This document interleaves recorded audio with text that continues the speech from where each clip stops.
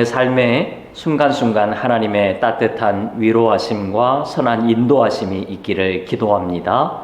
좋은 교회 노현수 목사입니다.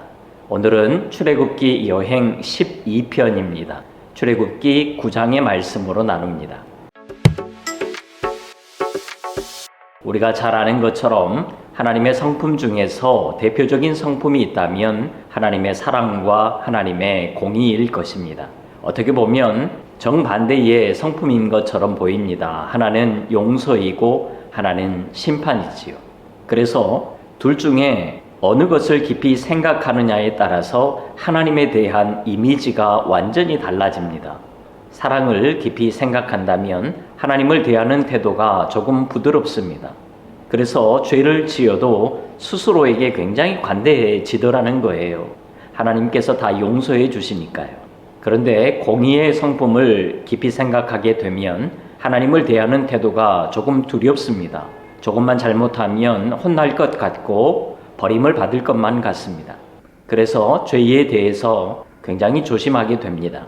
여러분, 둘 중에 어떤 모습이 더 낫습니까? 둘 다 그렇게 좋아 보이지는 않지요. 당연히 균형을 맞추는 것이 좋겠지요. 어느 한쪽에 치우쳤을 때에는 다른 한쪽을 강조하는 것이 맞습니다. 그런 차원에서 저는 한 명의 목회자로서 오늘날 한국교회를 바라볼 때에 하나님의 사랑보다 공의가 더 강조되어야 한다고 봅니다. 오늘 우리는 하나님을 조금 두려워해야 할 필요가 있습니다. 하나님의 불꽃 같은 시선을 의식하면서 살아야 한다라는 거예요.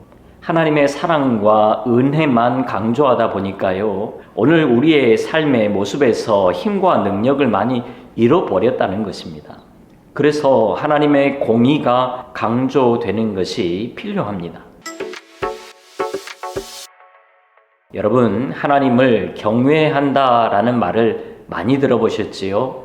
단어를 순서대로 풀어보니까 존경하고 또 두려워한다라는 말이지요. 그렇다 보니까 하나님을 존경한다는 의미가 더 커 보입니다. 그러나 단어를 잘 보면 하나님을 두려워한다라는 의미가 훨씬 더 크고 그 부분을 강조하고 있는 것을 볼 수가 있습니다.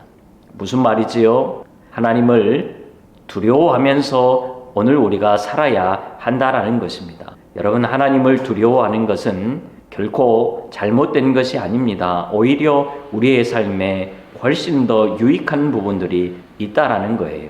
출애굽기 9장에도 보면 하나님을 두려워하느냐 두려워하지 않느냐에 따라서 행동이 완전히 달라지는 것을 볼 수가 있습니다. 출애굽기 9장 20절에 보면 바로의 신하 중에 여호와의 말씀을 두려워하는 자들은 그 종들과 가축을 집으로 피하여 들였으나 라고 말씀합니다. 그래서 이런 사람들은 피해를 면할 수가 있었습니다. 그런데 그렇지 않은 자들은 어떻게 되었지요? 출애굽기 9장 21절에 보면 여호와의 말씀을 마음에 두지 아니하는 사람은 그의 종들과 가축을 들에 그대로 두었더라 라고 말씀합니다. 그리고는 엄청난 피해를 보았습니다. 여러분, 하나님을 두려워한다는 것이 무엇이지요? 단순하게 그냥 하나님을 무서워하면서 벌벌 떠는 것이 아닙니다. 20절과 21절을 통해서 보았던 것처럼 하나님의 말씀을 마음에 두는 것입니다. 왜요? 하나님의 말씀이 그대로 이루어지기 때문에 그렇습니다. 여러분, 오늘 또 하나님의 말씀이 그대로 이루어짐을 믿으십니까? 그렇다면 여러분은 하나님의 말씀을 마음에 꼭 두셔야 합니다. 하나님의 말씀이 그대로 이루어지는데 그것을 마음에 두어야지요. 이것이 하나님을 두려워하는 것이고 하나님을 경외하는 것입니다. 다윗도 시편 119편 11절에서 이렇게 고백하지요. 내가 주께 범죄하지 아니하려 하여 주의 말씀을 내 마음에 두었나이다 라고 말씀합니다. 하나님의 말씀을 마음에 두는 것이 하나님을 두려워하는 자의 자세입니다.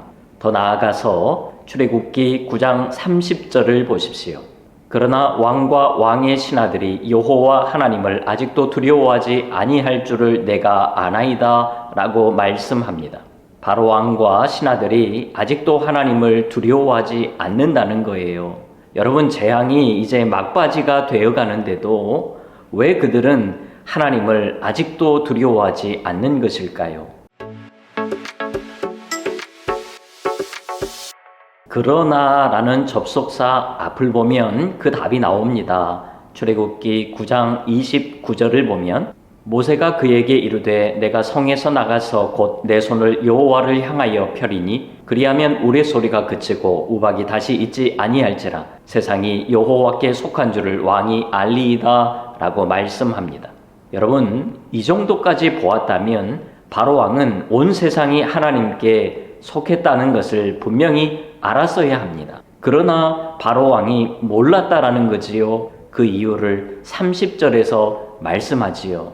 하나님을 두려워하지 않았기 때문이라는 거예요. 여러분, 하나님을 두려워하지 않는다는 것은 하나님이 어떤 분이신지를 정말 모른다는 거예요. 하나님이 어떤 분이신지를 분명히 안다면 하나님을 두려워하지 않을 수가 없는 거지요. 그래서 하나님을 두려워한다라는 것은 하나님을 안다라는 것입니다. 하나님을 잘 알기 때문에 우리의 삶을 더욱 조심하게 되는 것이고 조심하기 위해서 하나님의 말씀을 더욱 우리 마음에 두는 것입니다. 이것이 정말 하나님을 두려워하는 것입니다.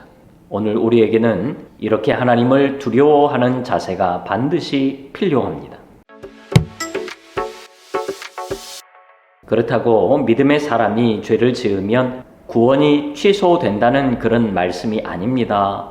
그런 차원에서 두려워하라는 것이 아니에요. 빌립보서 1장 6절에 보면 너희 안에서 착한 일을 시작하신 이가 그리스도 예수의 날까지 이루실 줄을 우리는 확신하노라 라고 말씀합니다. 우리의 구원은 하나님께서 책임지시고 이끌고 가시는 것입니다. 로마서 8장 30절에도 보면 하나님께서 미리 정하시고 부르시고 의롭다 하시고 영화롭게 하신다라고 분명하게 말씀을 합니다. 그래서 우리의 구원이 취소되지는 않습니다. 그러나 하나님을 두려워하면서 살아갈 때에 우리의 삶에 굉장한 큰 유익이 있다는 거예요. 여러분, 오늘 우리는 하나님을 얼마나 두려워하면서 살아가고 있습니까? 믿지 않는 자들은 구원의 문제가 달려있기 때문에 반드시 하나님을 두려워해야 합니다. 그러나 믿는 우리는 구원의 문제가 아니라 오늘을 그리스도인으로서 살아가는 삶의 문제 때문에 하나님을 두려워해야 하는 것입니다.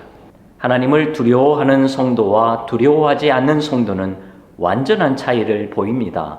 말씀을 대하는 태도가 다르고 하나님을 아는 정도가 다릅니다. 그러니 순종의 자세가 다르고요. 그에 따르는 은혜도 분명히 다른 것입니다. 여러분, 우리 함께 하나님을 두려워하시지요. 하나님을 더욱 알아가시고 하나님의 말씀을 더욱 우리 마음에 둘 수 있기를 소망합니다. 결국 이 두려움이 우리의 삶에 놀라운 변화와 믿음의 성장을 반드시 가져오게 될 줄로 믿습니다. 주님과 동행하십시오. 감사합니다.